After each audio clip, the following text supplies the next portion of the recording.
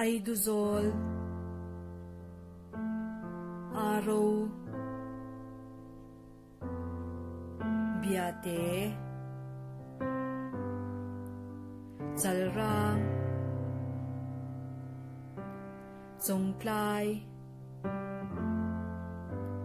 chhortui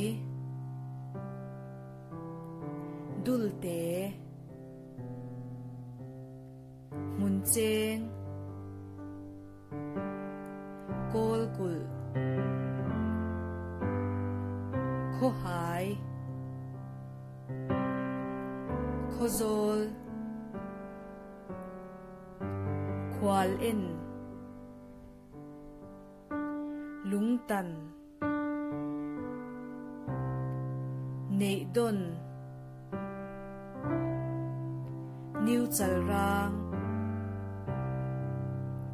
ngai zol pam chung puilo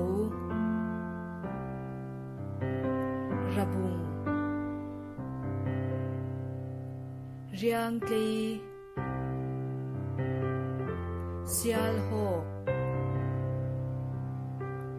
tlang moi